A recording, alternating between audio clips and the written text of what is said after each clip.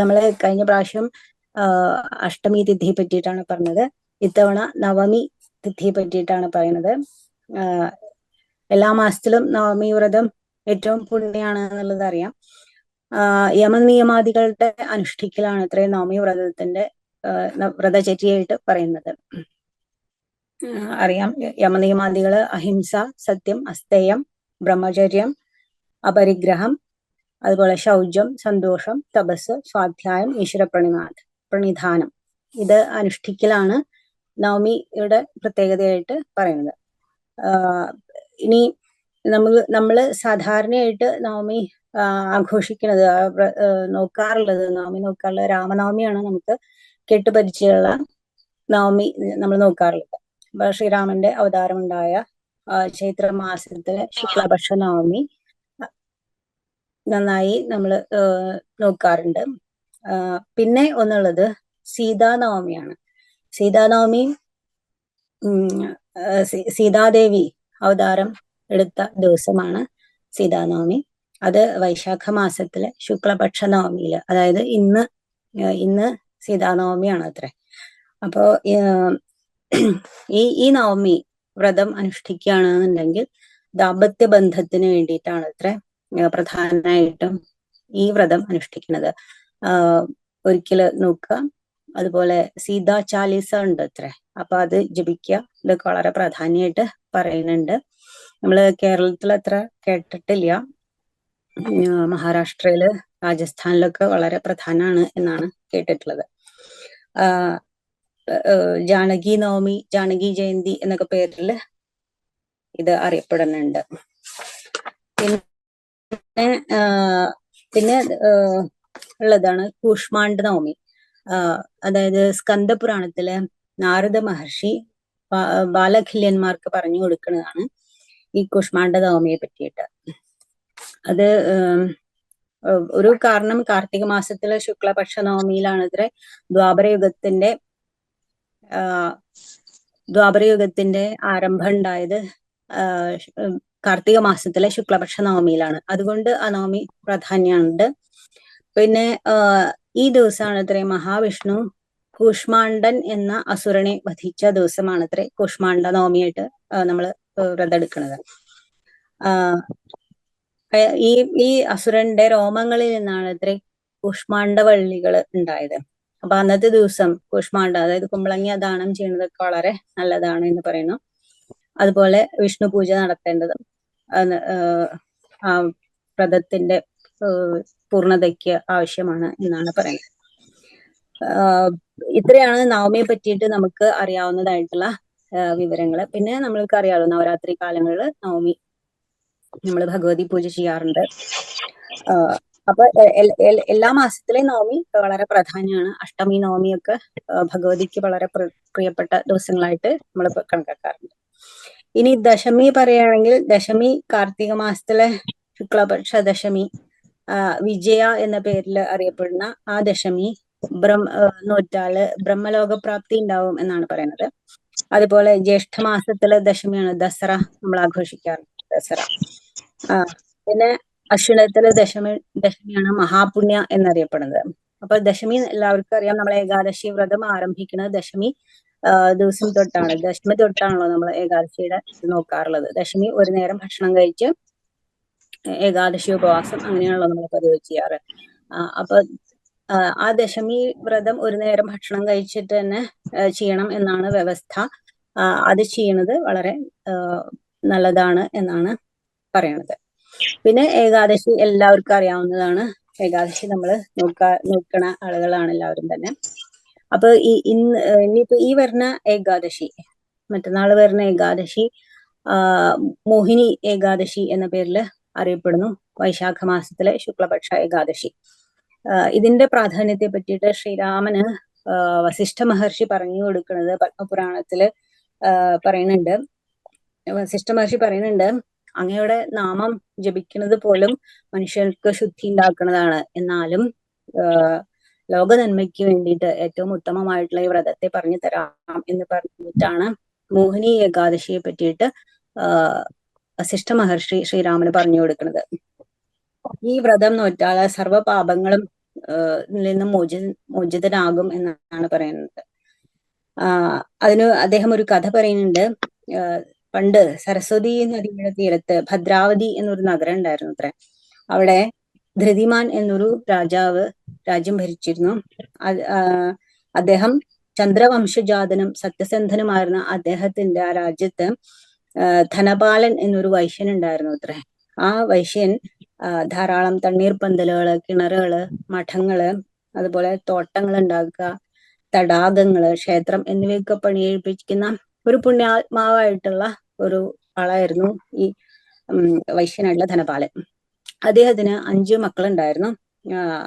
അവര് സുമനസ്, ദ്യുതിമാൻ, മേധാവി, സുഹൃതൻ, ദൃഷ്ടബുദ്ധി എന്നിങ്ങനെ 5 മക്കളുണ്ടായിരുന്നു അത്ര. അതില് 5-മത്തെ ആള് വഴിപഴച്ച പോലെ ആയിപ്പോയി. അയാള് വേശ്യാസ്ത്രീകളൊക്കെ ആയിട്ട് കൂട്ടുകൂടി നടന്ന് അവസാനം അച്ഛൻ അയാളെ വീട്ടിൽ നിന്ന് പുറത്താക്കി. അപ്പൊ അയാളുടെ കയ്യിലുണ്ടായിരുന്ന പണമൊക്കെ തീർന്നപ്പോ ആ സ്ത്രീകളും അയാളെ ഉപേക്ഷിച്ചു പോയി. അപ്പൊ അയാള് പൈസയ്ക്ക് വേണ്ടിയിട്ട് മോഷണം നടത്താൻ തുടങ്ങി. അങ്ങനെ രാജഭടന്മാര് പലതവണ ഇയാളെ പിടികൂടുകയും പിന്നെ വിട്ടയക്കും, പിന്നെ വീണ്ടും പിടികൂടും, ചമ്മട്ടി കൊണ്ടടിക്കും. അങ്ങനെ പല തരത്തിലായി അവസാനം അയാള് കാട്ടിലേക്ക് രക്ഷപ്പെട്ടു പോയി. അവിടെ അയാള് മൃഗങ്ങളെയൊക്കെ കൊന്ന് അങ്ങനെ കഴിഞ്ഞുകൂടി കഷ്ടപ്പെട്ട് കഴിഞ്ഞുകൂടുന്ന ഒരു സമയത്ത് അവിടെ കൗണ്ഡിന്യൻ എന്ന് പറയുന്ന ആ മഹർഷിയുടെ ആശ്രമത്തില് അദ്ദേഹം എത്തിച്ചേർന്നു. അപ്പൊ അതൊരു വൈശാഖ കാലത്തായിരുന്നു അത്ര. അപ്പോ അവിടെ അദ്ദേഹം മഹർഷി ഗംഗയിലെ സ്നാനം ചെയ്തിട്ട് പറഞ്ഞ വഴിക്ക് ആ മഹർഷിയുടെ വസ്ത്രത്തിൽ നിന്ന് ഒരു തുള്ളി വെള്ളം തെറിച്ച് ഈ ദൃഷ്ടബുദ്ധിയുടെ ശരീരത്തിൽ വീണു അത്ര. അതുകൊണ്ട് മാത്രം തന്നെ ആളുടെ പാപെല്ലാം പോയി, ആൾക്ക് സദ്ബുദ്ധി ഉണ്ടായി. അയാള് മഹർഷിയോട് ചോദിച്ചു, എനിക്ക് മുക്തിക്കുള്ള മാർഗം കാണിച്ചു തരണം എന്ന് പറഞ്ഞു അത്രേ. അപ്പൊ ആ മഹർഷി ഈ ദൃഷ്ടബുദ്ധിയോട് പറഞ്ഞു, ഈ വൈശാഖ മാസത്തിലെ ശുക്ലപക്ഷ ഏകാദശിയായിട്ടുള്ള മോഹിനി എന്ന ഏകാദശി വ്രതം നോക്കാൻ പറഞ്ഞു. അങ്ങനെ ഈ ദൃഷ്ടബുദ്ധി ആ ഏകാദശി വ്രതം നോക്കുകയും വിഷ്ണു ലോകത്തേക്ക് പോവുകയുണ്ടായി എന്നാണ് ശ്രീരാമന് വസിഷ്ഠ മഹർഷി പറഞ്ഞു കൊടുത്ത കഥ. അപ്പൊ അദ്ദേഹം മഹർഷി പറയാണ്, രാമ, ഇത്രയും ഉത്തമമായിട്ടുള്ള മോഹിനി വ്രതത്തിന് ഇതില് മീതെയായിട്ട് ത്രിലോക്യങ്ങളിലും ഒരു വ്രതമില്ല എന്ന് പറയാണ്. യജ്ഞ, തീർത്ഥ, ദാനാദികള് മോഹിനി വ്രതത്തിന്റെ 16-1 ഇല്ല എന്ന് പറഞ്ഞു കൊടുത്തു. ഇത് പറഞ്ഞു, ഇത് ചെല്ലുകയോ കേൾക്കുകയോ ചെയ്താൽ തന്നെ 1000 പശുദാനത്തിന്റെ ഫലം കിട്ടും എന്നുള്ള ഫലത്തെ കൂടി പറഞ്ഞുകൊണ്ട് മോഹിനി വ്രതത്തിന്റെ പ്രാധാന്യത്തെ ശ്രീരാമന് പറഞ്ഞു കൊടുക്കുകയാണ് ചെയ്യുന്നത്. അപ്പോ ഈ വരുന്ന ഏകാദശി നമ്മള് മോഹിനി ഏകാദശിയാണ്. അപ്പൊ അത് എല്ലാവർക്കും നന്നായി തന്നെ നോക്കാൻ സാധിക്കട്ടെ. അമ്മയുടെ കൃപയുണ്ടാവട്ടെ. ഈ വാക്കുകള് അമ്മയുടെ തൃപ്പാദങ്ങളിൽ സമർപ്പിക്കുന്നു. ഓം അമൃതേശ്വരി നമഃ. ഓം അമൃതേശ്വരിയൈ നമഃ. ഓം അമൃതേശ്വരിയൈ നമഃ. ഓം അമൃതേശ്വരിയൈ നമഃ. ഇവിടെ ഇന്നത്തെ വിഷയം ആരോഗ്യകരമായ ജീവിതം ഭാരതീയ വീക്ഷണത്തിൽ എന്നുള്ള ഒരു സങ്കല്പത്തിലാണ് ഈ വിഷയം ഇവിടെ അവതരിപ്പിക്കാൻ ശ്രമിക്കുന്നത്. കാരണം ഇതൊരു വലിയ വിഷയമാണ്. അതുകൊണ്ട് ഇതിന്റെ വ്യാപ്തി നമ്മൾ ചിന്തിക്കുമ്പോൾ കുറഞ്ഞ സമയം കൊണ്ടൊക്കെ പറഞ്ഞ് പിടിപ്പിക്കാനൊക്കെ വളരെ പ്രയാസമുള്ളൊരു കാര്യമാണ്. എന്നാലും നമുക്കിവിടെ ശ്രമിക്കാം. നമ്മുടെ ആരോഗ്യത്തെ സംബന്ധിച്ച് ആധുനിക കാലഘട്ടത്തിലൊരു വീക്ഷണം, അത് മറ്റൊന്നുമല്ല, അവര് 1950 മുമ്പ് UN അതിന്റെ ആരോഗ്യ സംഘടന, വേൾഡ് ഹെൽത്ത് ഓർഗനൈസേഷൻ, അവര് മുമ്പ് നിശ്ചയിച്ചിരുന്നത് ആരോഗ്യം എന്ന് പറഞ്ഞാൽ ശരീരത്തിന് മാത്രം ഉണ്ടാകുന്ന അല്ലെങ്കിൽ രോഗം വരാത്ത അവസ്ഥ എന്നുള്ള രീതിയിലായിരുന്നു അവർ കൊടുത്തിരുന്നത്. എന്നാൽ പിന്നീട് അവര് അത് തിരുത്തുകയുണ്ടായി. അപ്പോ അത് എപ്രകാരം എന്ന് വെച്ച് കഴിഞ്ഞാല് 4 തരത്തിലുള്ള ആരോഗ്യം നമുക്കുണ്ടെങ്കിൽ മാത്രമേ ഒരു വ്യക്തിയില് സമ്പൂർണ്ണ ആരോഗ്യം ഉള്ളതായിട്ട് കണക്കൂട്ടാൻ സാധിക്കുകയുള്ളൂ. അതായത് ശരീരം, മനസ്സ്, അതുപോലെ സാമൂഹ്യപരമായ ബന്ധം, ആത്മീയം, ഇങ്ങനെ 4 തട്ടുകൾ എടുക്കാം. ശാരീരികം, മാനസികം, സാമൂഹികം, ആത്മീയം, ഇങ്ങനെ 4 തട്ടുകളാണ് അതിന് തിരിച്ചിട്ടുള്ളത്. ശരീരം കൊണ്ടുള്ള ആരോഗ്യം നമുക്ക് പൊതുവെ അതിനെപ്പറ്റി, ഈ കാര്യങ്ങളെ പറ്റിയൊക്കെ ജനറലായിട്ട് സാമാന്യം എല്ലാവർക്കും അറിയാവുന്ന ചില ഘടകങ്ങളൊക്കെയാണ്. എന്നാലും നമ്മൾ അതിനെ കുറച്ചുകൂടി സൂക്ഷ്മമായിട്ട് വിശകലനം ചെയ്യാനാണ് നമ്മളിവിടെ ശ്രമിക്കുന്നത്. നമ്മുടെ ഭാരതീയ സങ്കല്പത്തില് നമ്മുടെ ഋഷീശ്വരന്മാര് പോലും ഈ ശരീരത്തിന്റെ ആരോഗ്യം വളരെയധികം പ്രധാനപ്പെട്ടതായിട്ട് കരുതി. അതുപോലെ തന്നെ മനസ്സിന്റെയും സമൂഹത്തിൽ നമ്മൾ ഇടപെടുമ്പോഴുള്ള രീതികളും, അതേപോലെ തന്നെ ആത്മീയ വികാസത്തിന് വേണ്ടിയിട്ടുള്ള രീതികളും എല്ലാം അവർ വളരെയധികം പരീക്ഷിച്ച് നിശ്ചയിച്ചുറപ്പിച്ചിട്ടുള്ള ഘടകങ്ങൾ തന്നെയാണ്. അതുകൊണ്ട് തന്നെ ചരകനെ പോലെയുള്ള ചരക ഋഷി അദ്ദേഹം ഒരു കാര്യം പറയുകയുണ്ടായി. എന്തുകൊണ്ടാണ് നമ്മുടെ ആരോഗ്യം തകരാറിലായി പോകുന്നത് എന്ന് അദ്ദേഹം പറയുകയുണ്ടായി. മറ്റൊന്നുമല്ല, അദ്ദേഹം ഒരൊറ്റ വാക്കിലാണത് പറഞ്ഞത്. പ്രജ്ഞാപരാധ ദോഷം എന്നാണ് അദ്ദേഹം അതിനെ വിളിച്ചത്. എന്ന് പറഞ്ഞു കഴിഞ്ഞാൽ മറ്റൊന്നുമല്ല, നമ്മള് ധാർമ്മികമായ ജീവിതത്തിൽ നിന്ന് വ്യതിചലിച്ചു പോകുന്നത് കൊണ്ടാണ് നമുക്ക് ആരോഗ്യം നഷ്ടപ്പെടുന്നത് എന്നുള്ളതാണ്. അപ്പോൾ നമ്മള് ധാർമ്മികമായ ജീവിത രീതി പുലർത്തിയെങ്കിൽ മാത്രമേ സമൂഹത്തിന് മൊത്തമായിട്ട് ആരോഗ്യം നിലനിർത്താൻ സാധിക്കുകയുള്ളൂ. അതിന് പ്രധാനപ്പെട്ട ഘടകങ്ങള് നമ്മുടെ ഭാരതീയ കുടുംബ സങ്കല്പം, അത്തരം ഒരു സങ്കല്പത്തിൽ തന്നെയാണ് വാർത്തെടുത്തിരിക്കുന്നത്. എന്നുവെച്ചാൽ എങ്ങനെ നമുക്ക് ആരോഗ്യകരമായ ഒരു ജീവിതം സമൂഹവുമായിട്ട് ബന്ധപ്പെട്ട് മുന്നോട്ട് പോകാൻ സാധിക്കും എന്നുള്ളതിനെ പറ്റി അവർ വളരെ വിശദമായിട്ട് കൂലങ്കുഷമായി ചിന്തിച്ച് പഠിച്ച് ഉറപ്പിച്ചിട്ട് അത് സമൂഹത്തിൽ പ്രചരിപ്പിച്ചിട്ടുണ്ട്.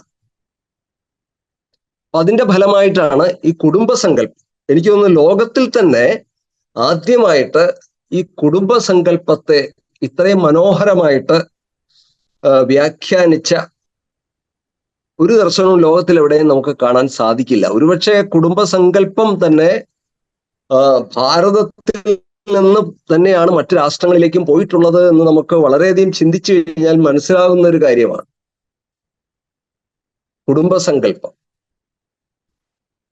ഇന്ന് നമുക്ക് ആധുനിക ലോകം കുടുംബസങ്കല്പത്തിലേക്ക് പൂർണ്ണമായിട്ടും വന്നിട്ടുണ്ടോ എന്ന സംശയമാണ്. പാശ്ചാത്യ നാട്ടിലൊക്കെ കുടുംബം സാധാരണ രീതിയിൽ ഒരു കുടുംബം എന്ന് പറഞ്ഞു കഴിഞ്ഞാൽ നമുക്കറിയാം, ഭാര്യയും ഭർത്താവും മക്കളും അച്ഛൻ അമ്മ തുടങ്ങിയവരെല്ലാവരും കൂടി ഒന്നിച്ച് ഒരു ഗൃഹത്തിൽ താമസിക്കുമ്പോഴാണ് നമ്മൾ സാധാരണ അതിനെ കുടുംബം എന്ന് വിളിക്കുക. അത് ചെറിയ കുടുംബം, അണുകുടുംബം മുതൽ വലിയ കുടുംബങ്ങൾ വരെ നമ്മുടെ സമൂഹത്തിൽ ഒന്നിച്ച് ജീവിച്ചിരുന്ന ഒരു കാലഘട്ടം ഉണ്ടായിരുന്നു. എന്നാൽ ഈ അണുകുടുംബത്തിൽ നിന്ന് വസുദൈവ കുടുംബകം, വിശ്വകുടുംബത്തിലേക്ക് നമ്മൾ ഉയരണം എന്നുള്ളതായിരുന്നു ഈ കുടുംബത്തിന്റെ സങ്കല്പം തന്നെ. അതിനാണ് കുടുംബധർമ്മങ്ങളെ ഉണ്ടാക്കിയത് ഋഷീശ്വരന്മാര്. ഒരു കുടുംബത്തില് ഉദാഹരണത്തിന് ആദ്യമായിട്ട് നമുക്കറിയാം, ഒരു കുടുംബം എന്ന് പറയുമ്പോൾ ആദ്യം അതിൻ്റെ ചടങ്ങ് എവിടെയാണ് നടക്കുന്നതെന്നുള്ളത്. ആ ചടങ്ങ് വിവാഹ ജീവിതത്തിലാണ്. കുടുംബസങ്കല്പത്തിലെ ആദ്യത്തെ കാൽവെപ്പെന്ന് വേണമെങ്കിൽ പറയാം. വിവാഹം കഴിക്കുന്നതോടുകൂടിയാണ് അവിടെ ദമ്പതികൾ ഉണ്ടാകുന്നത്. ദം എന്ന് പറഞ്ഞാൽ ദൗ എന്നുള്ള പദത്തിൽ നിന്നാണ്. 2 പേര് ചേർന്ന് ഒരുമിച്ച് ഒരേ ഹൃദയം, 2 ശരീരമാണെങ്കിലും ഒരേ ഹൃദയത്തോടുകൂടി ഒരേ വാക്കുകളോടുകൂടി ഒരേ ഗമനം ചെയ്യുന്ന പ്രക്രിയയാണത്, മുന്നോട്ട് പോകുന്ന പ്രക്രിയയാണ്. ധാർമ്മിക മാർഗത്തിൽ പരസ്പരം സഹായിച്ചുകൊണ്ട് പങ്കുചേർന്നുകൊണ്ട് മുന്നോട്ട് പോകുന്ന ഒരു പ്രക്രിയയാണ് അവിടെ ദാമ്പത്യം എന്ന് വിളിച്ചത്. ആ ദാമ്പത്യ ജീവിതത്തിന് വലിയ സങ്കല്പമുണ്ട്. ഒരുപാട് കർത്തവ്യങ്ങളുള്ള ഒരു സങ്കല്പമാണ് നമ്മുടെ കുടുംബ സങ്കല്പങ്ങളിൽ കൊടുത്തിട്ടുള്ളത്. ഒരുപാട് കർത്തവ്യങ്ങളുണ്ട്, കർത്തവ്യ ധർമ്മങ്ങൾ. അതിൽ നിന്നൊക്കെ നമ്മൾ വ്യതിചലിച്ചു പോകുന്നു എന്നുള്ളതാണ് ഇന്ന് നമ്മുടെ കാലത്തെ ഒരു വിശേഷമായിട്ട് നമുക്ക് കാണാൻ സാധിക്കുന്നത്. അതിന്റെ ഫലമായിട്ട് നമുക്കറിയാം ഇവിടെ കുടുംബങ്ങൾ ശിഥിലങ്ങളായി പോകുന്നു. കോടതികളിലൊക്കെ ഒരുപാട് കേസുകൾ, ഡിവോഴ്സ് കേസുകൾ അത് കെട്ടിക്കിടക്കുകയാണ്. ഒരുപാട് വിവാഹ ജീവിതങ്ങള് തകർന്നു പോകുന്നു. അപ്പൊ അതിന് ഇന്നത്തെ നമ്മളെ ജീവിത രീതി വളരെ പ്രധാനപ്പെട്ടതാണ്. പണ്ട് കാലത്ത് നമുക്കറിയാം ഒരു വിവാഹ ജീവിതം എന്ന് പറയുമ്പോൾ അത് യജ്ഞസങ്കല്പമായിരുന്നു. യജ്ഞം, ദാനം, തപസ്, ഇത് മൂന്നും ഒരിക്കലും ഒഴിവാക്കരുത് എന്ന് ഭഗവാൻ പറയുന്നുണ്ട്, ഗീതയിൽ തന്നെ പറയുന്നുണ്ട്. ഇത് നമ്മുടെ ജീവിതത്തിന്റെയും കുടുംബങ്ങളുടെയും നമ്മുടെ സമൂഹത്തിന്റെയും അടിസ്ഥാനപരമായ ഒരു ധാർമ്മിക നിയമമായിരുന്നു യജ്ഞം, ദാനം, തപസ്. ഈ യജ്ഞസങ്കല്പമായിരുന്നു വിവാഹ ജീവിതത്തിൽ പോലും ഉണ്ടായിരുന്നത്. അപ്പൊ വിവാഹിതരാകാൻ പോകുന്ന സ്ത്രീ പുരുഷന്മാര് അവര് വ്രതങ്ങളിലൂടെ വേണം കടന്നു വരാൻ. നമ്മളിവിടെ വ്രതങ്ങളെ പറ്റിയൊക്കെ ധാരാളം സംസാരിച്ചു. ഇന്നത്തെ കാലഘട്ടത്തിൽ എന്തുമാത്രം ഒരു മനുഷ്യന്, നമ്മുടെ ഇന്നത്തെ കുടുംബങ്ങളിൽപ്പെട്ടവർക്ക് എന്തുമാത്രം ഈ പറയുന്ന വ്രതങ്ങളൊക്കെ അനുഷ്ഠിക്കാൻ സാധിക്കുമെന്ന് അറിയില്ല. എത്ര പേര് അനുഷ്ഠിക്കുന്നുണ്ട് എന്ന് അറിയുന്നില്ല. വ്രതം എന്ന് പറഞ്ഞാൽ വരിക്കുന്നതാണ് വ്രതം. നമ്മൾ സ്വയം നിശ്ചയിക്കുന്നതാണ് വ്രതം. നമ്മളൊരു ആദർശത്തെ മുന്നിൽ കണ്ടുകൊണ്ട്, ഒരു ലക്ഷ്യത്തെ മുന്നിൽ കണ്ടുകൊണ്ട് ഒരു ധാർമ്മികമായ ഒരു ചര്യയെ നിശ്ചയിച്ച് നമ്മുടെ ജീവിതത്തിലേക്ക് ഉറപ്പിക്കുന്നതാണ് വ്രതം. അപ്പൊ അത്തരം വ്രതങ്ങളിലൂടെയാണ് നമ്മുടെ ഭാരതീയ കുടുംബ സങ്കല്പം മുന്നോട്ട് പോയത്. അപ്പൊ വിവാഹിതരാകാൻ പോകുന്ന പുരുഷന്മാർ അതിനു മുമ്പേ തന്നെ തയ്യാറാകേണ്ടതുണ്ട്. നമ്മൾ പോകുന്നത് ഒരു കുടുംബ ജീവിതത്തിലേക്കാണ്. ആ കുടുംബജീവിതത്തിന്റെ ആദ്യത്തെ സ്റ്റെപ്പാണ് വിവാഹം എന്നുള്ളത്. അതിനു മുമ്പ് തന്നെ അവരെ ശാരീരികമായിട്ടും മാനസികമായിട്ടും ബൗദ്ധികമായിട്ടും ആത്മീയമായിട്ടും ഒക്കെ ഒരു തയ്യാറെടുപ്പ് ചെയ്തിരുന്നു എന്നുള്ളതാണ്. അതുകൊണ്ട് പണ്ടുകാലത്തെ വിവാഹത്തിന് മുമ്പ് തന്നെ വ്രതാനുഷ്ഠാനങ്ങൾ ഉണ്ടായിരുന്നു എന്നുള്ളതാണ്. ആ വ്രതമൊക്കെ എടുത്ത ശേഷം മാത്രമേ അവര് വിവാഹം എന്നുള്ള യജ്ഞവേദിയിലേക്ക് പ്രവേശിച്ചിട്ടുള്ളൂ എന്നുള്ളതാണ്. ഒരു പുരോഹിതന്റെ സാന്നിധ്യത്തിലായിരുന്നു വിവാഹം പോലും. പണ്ടുകാലത്ത് സപ്തപതി ചടങ്ങുകളൊക്കെ ഉണ്ടായിരുന്നു. അഗ്നിയെ ദേവതയായിട്ട് സങ്കല്പിച്ചുകൊണ്ട് അഗ്നിക്ക് ചുറ്റും കൈപിടിച്ച്, ഭർത്താവും ഭാര്യയും കൈപിടിച്ച് 7 പ്രാവശ്യം പ്രദക്ഷിണം ചെയ്ത് ദൃഢപ്രതിജ്ഞ എടുക്കുന്ന ജീവിതത്തിലേക്ക് മുന്നോട്ട് പോകുമ്പോൾ അവരെല്ലാ കാര്യത്തിലും ഒരുമിച്ച് നിന്ന് മുന്നോട്ട് പോകുമെന്നും ധാർമ്മിക നിയമങ്ങൾ പാലിക്കുമെന്നുമുള്ള വ്രതങ്ങൾ മനസ്സിൽ കരുതിക്കൊണ്ടാണ് ആ പ്രതിജ്ഞ ചെയ്യാം എന്ന് ഉറപ്പിച്ചുകൊണ്ടാണ് ഈ അഗ്നിക്ക് വലം വെച്ചിരുന്നത്. അതുകൊണ്ട് എല്ലാവരുടെയും അനുഗ്രഹം അവര് വിവാഹത്തിന് മുമ്പ് തന്നെ തേടിയിരുന്നു. ഇപ്പോ മാതാപിതാക്കന്മാരുടെ, അതുപോലെ മുതിർന്ന ബന്ധുജനങ്ങളുടെ എല്ലാവരുടെയും അനുഗ്രഹം വിവാഹത്തിനുണ്ടായിരിക്കണം എന്ന് അവർ കരുതിയിരുന്നു. അതുകൊണ്ട് തന്നെയാണ് നമ്മുടെ നാട്ടിൽ ഇന്നും നമുക്ക് കാണാം, അച്ഛന്റെയും അമ്മയുടെയും ബന്ധുജനങ്ങളുടെയും മുതിർന്നവരുടെ എല്ലാം പാദം തൊട്ട് വന്നിച്ച് അവർക്ക് വസ്ത്രം കൊടുത്ത് അല്ലെ ദക്ഷിണ കൊടുത്ത് അവരെ തൃപ്തിപ്പെടുത്ത അവരുടെ അനുഗ്രഹം, അതിന്റെ അനുഗ്രഹ സൂചകമായിട്ട് അരിയും പൂവും ഒക്കെ അവരുടെ തലയിലിട്ട് അനുഗ്രഹിക്കുന്ന രീതിയിലുള്ള ഒരു സമ്പ്രദായം നമ്മുടെ നാട്ടിലുണ്ടായിരുന്നു. അത് ഇന്നും കുറേശ്ശെയൊക്കെ നടന്നു പോരുന്നുണ്ട്. അപ്പൊ അത് യജ്ഞസങ്കല്പത്തിന്റെ ഭാഗമായിട്ടായിരുന്നു കേട്ടിരുന്നത്. അപ്പൊ ഈ യജ്ഞസങ്കല്പം, അവിടെ ത്യാഗമുണ്ട്, അവിടെ ആരാധനയുണ്ട്, ഇതെല്ലാം ഉണ്ട്. ഇപ്പൊ നമ്മൾ അമ്മയുടെ മുമ്പിൽ തന്നെ എടുക്കുന്ന വിവാഹങ്ങൾ നോക്കുക.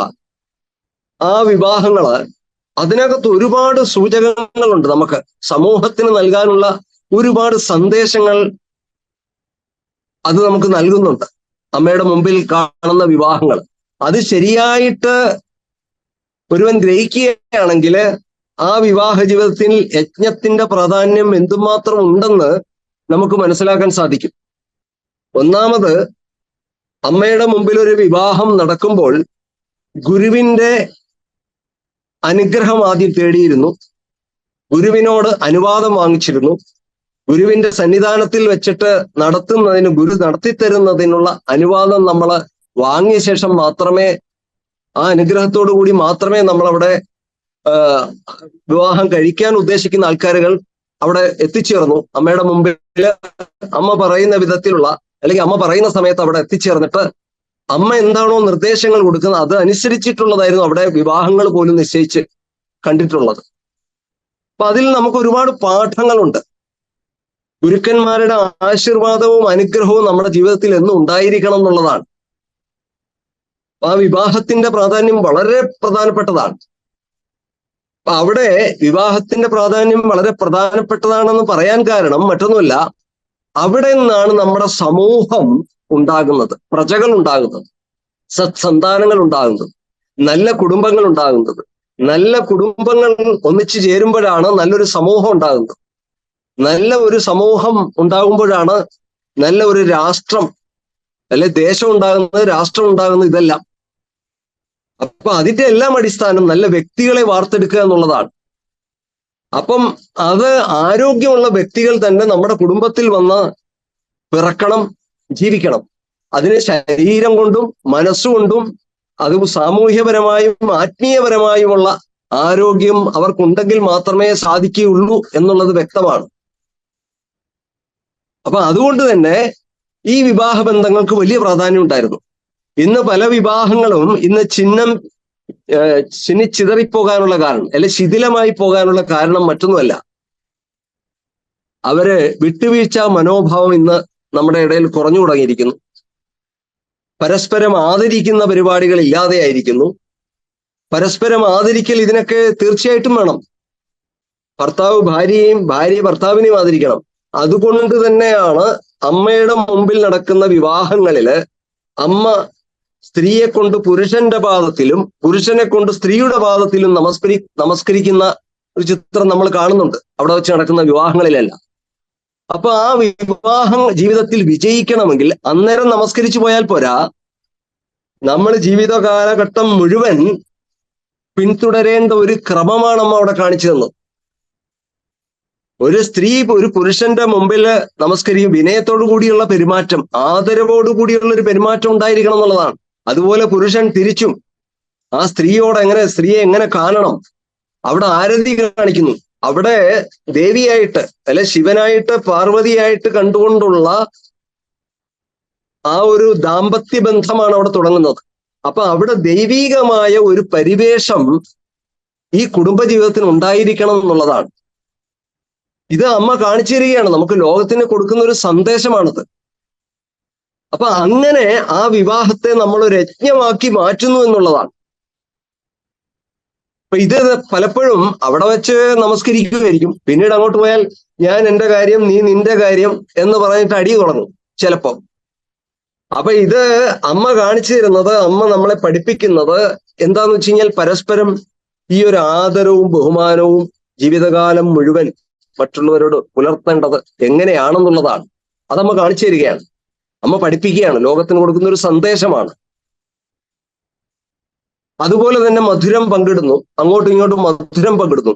ജീവിതത്തില് നമുക്കുണ്ടാകുന്ന അല്ലെങ്കിൽ സ്ത്രീക്കും പുരുഷനും ഉണ്ടാകുന്ന ദുഃഖങ്ങളും അതേപോലെ സന്തോഷങ്ങളും എല്ലാം പരസ്പരം പങ്കിടുന്ന രീതിയിലുള്ള ആ ഒരു ഭാവത്തിലേക്ക് ഉയരുക തന്നെ വേണം.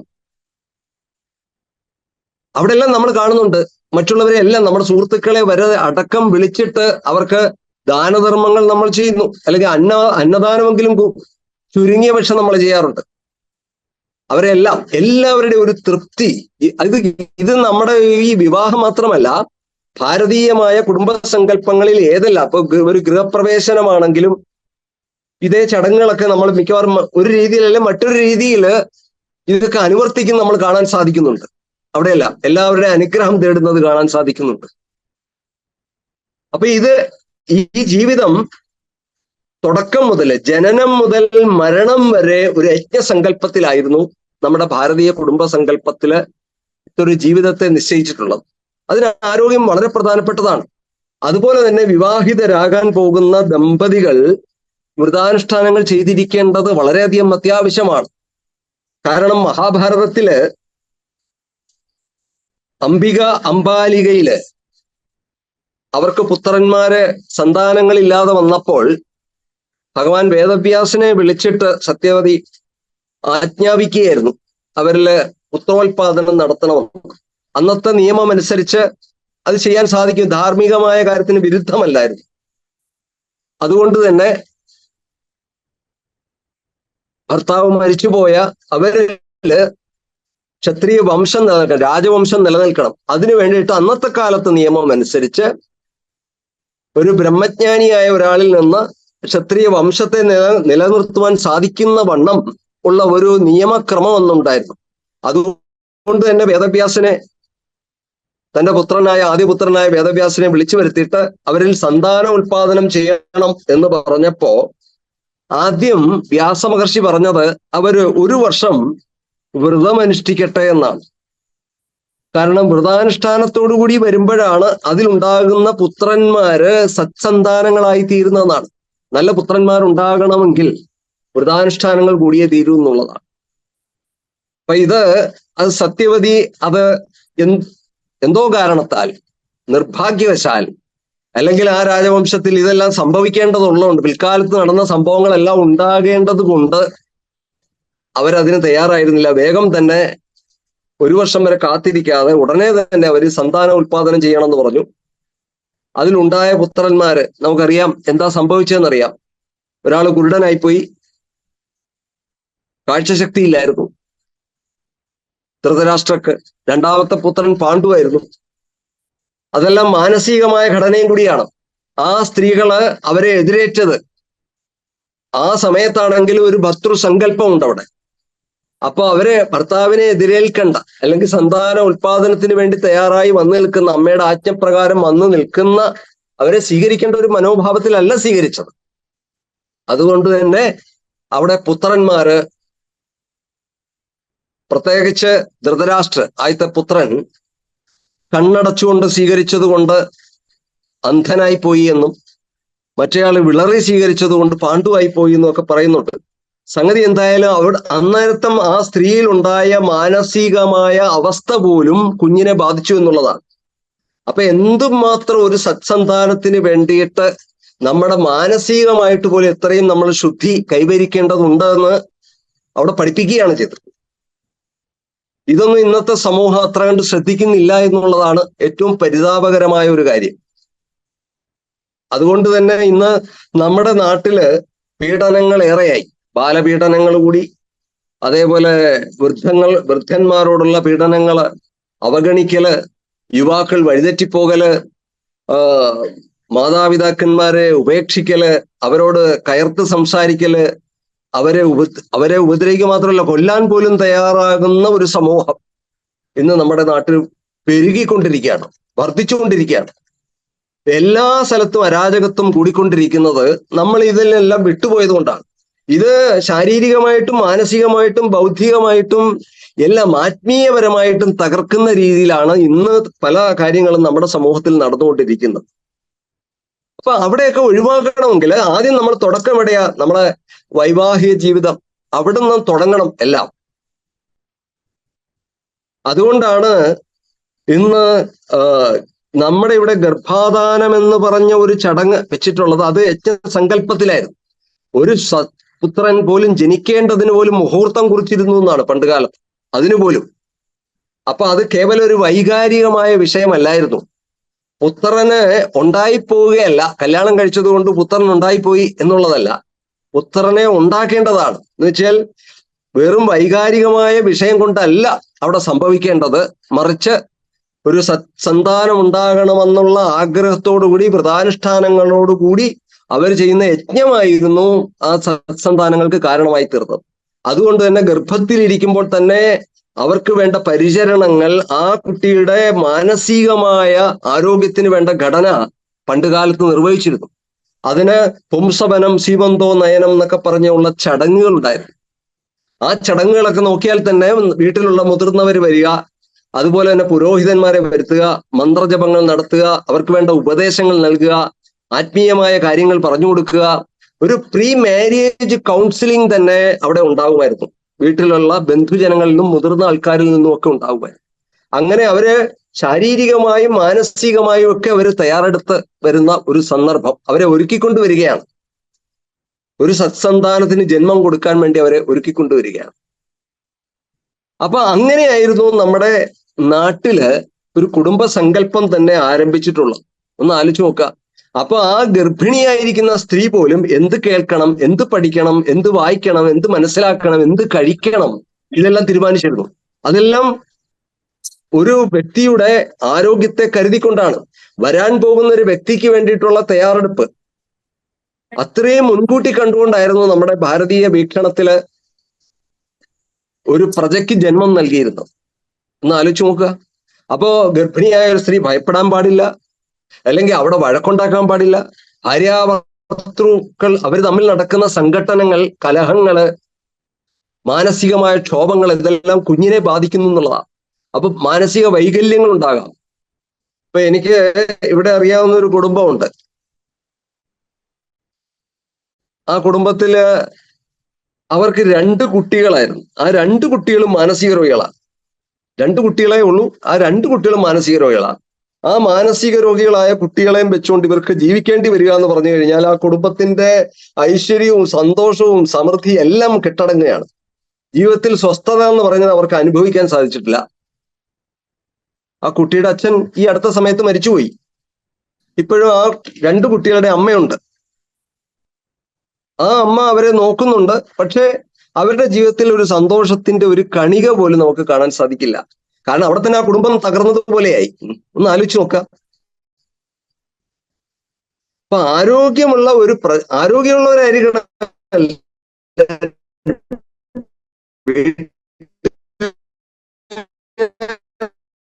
സംബന്ധിച്ച് നോക്കിയാൽ എല്ലാ അംഗങ്ങളും ഒരു സാധുക്കൾ തമ്മിലുള്ള സംവാദങ്ങൾ.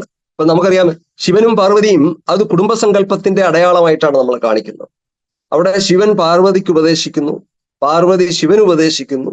ഇതെല്ലാം നമുക്ക് പുരാണങ്ങളിൽ തന്നെ കാണാൻ സാധിക്കുന്നുണ്ട് പലപ്പോഴും.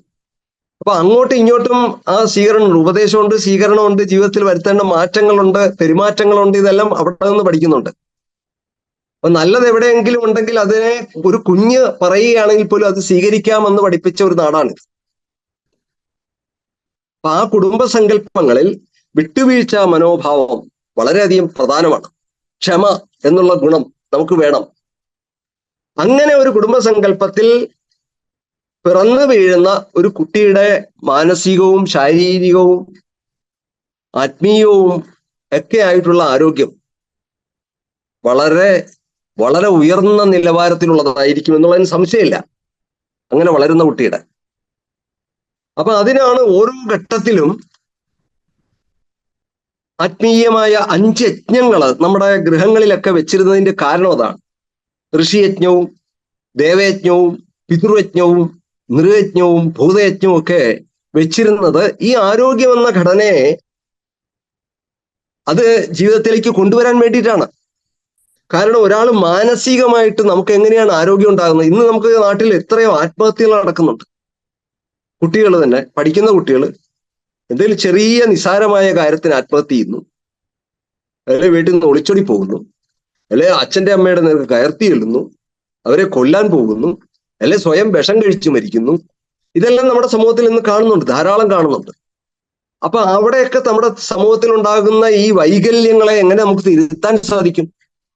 ഇത് നമ്മുടെ നാട്ടില് നമ്മൾ വിട്ടുപോയ ഈ 5 യജ്ഞങ്ങൾ വളരെയധികം പ്രധാനപ്പെട്ടതാണ്.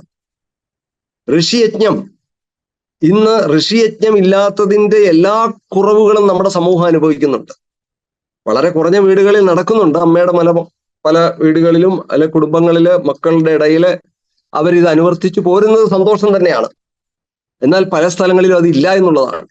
ഋഷിയജ്ഞത്തിന്റെ ഭാഗമായിട്ടായിരുന്നു പണ്ടുകാലത്ത് നമ്മുടെ നാട്ടില് രാമായണം, മഹാഭാരതം, ഭാഗവതം, ഹരിനാമകീർത്തനം, അങ്ങനെയുള്ള ജ്ഞാനപ്പാന തുടങ്ങിയ ഗ്രന്ഥങ്ങളുടെ പാരായണം, അല്ലെങ്കിൽ അത് വഴിക്ക് ആ അറിവുകളിൽ ഈ അറിവ്, ജീവിതത്തെ പറ്റിയുള്ള അറിവ്, ജീവിക്കേണ്ടതിനെ പറ്റിയുള്ള അറിവ്, എങ്ങനെ ജീവിക്കണം എന്നുള്ളതിനെ പറ്റിയ അറിവ്, പെരുമാറ്റ രീതികളെ പറ്റിയുള്ള അറിവ്, സമൂഹത്തോട് നമ്മുടെ കർത്തവ്യങ്ങൾ എന്താണെന്നുള്ളതിനെ പറ്റിയുള്ള അറിവ്, ഇതെല്ലാം, ഒരു കുടുംബസങ്കല്പം എന്താണെന്നുള്ള അറിവ്, കുടുംബത്തിൽ ഭാര്യ ഭർത്താവിനോടെങ്ങനെ, ഭർത്താവ് ഭാര്യയോടെങ്ങനെ, മക്കൾ അച്ഛനമ്മമാരോടെങ്ങനെ, അച്ഛനമ്മമാർ മക്കളോടെങ്ങനെ, ഇതെല്ലാം പഠിപ്പിച്ചിരുന്നത് നമ്മുടെ ഋഷീശ്വരന്മാരാണ്. അല്ലെങ്കിൽ കുടുംബം എവിടെ ഉണ്ടാകുക? ഭാര്യ ഇപ്പൊ സന്താനങ്ങൾ ഉണ്ടാകണമെങ്കിൽ കുടുംബം ഉണ്ടാകണമെന്ന്, പട്ടിക്കും പൂച്ചയ്ക്കും ഒന്നും കുടുംബങ്ങൾ ഉണ്ടെന്ന് പറയാൻ പറ്റില്ല. അവര് സന്താനങ്ങളെ മൈഥുനം ചെയ്യുന്നുണ്ട്, അവർക്ക് സന്താനങ്ങൾ ഉണ്ടാകുന്നുണ്ട്, എന്നുവെച്ചാൽ അവരുടെ വംശം നിലനിൽക്കുന്നുണ്ട്. വംശം നിലനിർത്താൻ അവർ മൈഥുനം ചെയ്യുന്നുണ്ട്, ഇണചേരലുണ്ട് അവിടെ. ഇതുപോലെ മതിയാകില്ല എന്ന് മനസ്സിലാക്കിയത് കൊണ്ടാണ് കുടുംബസങ്കല്പം ഇവിടെ ഉണ്ടായത്. അവിടെ എല്ലാത്തിനും നിയന്ത്രണമുണ്ട്. നമ്മുടെ ജീവിത രീതിക്കും നമ്മുടെ മനസ്സിൽ വരുന്ന ആഗ്രഹങ്ങൾക്കും വികാരങ്ങൾക്ക് പോലും നിയന്ത്രണങ്ങൾ വെച്ചിരുന്നു. വികാരങ്ങളെ അഴിച്ചുവിടുകയല്ല ചെയ്തത്. മനുഷ്യനുണ്ടാകുന്ന വികാരങ്ങൾക്ക് നിയന്ത്രണം വെച്ചില്ലെങ്കിൽ അത് അത്യന്തം അപകടകരമാണ്.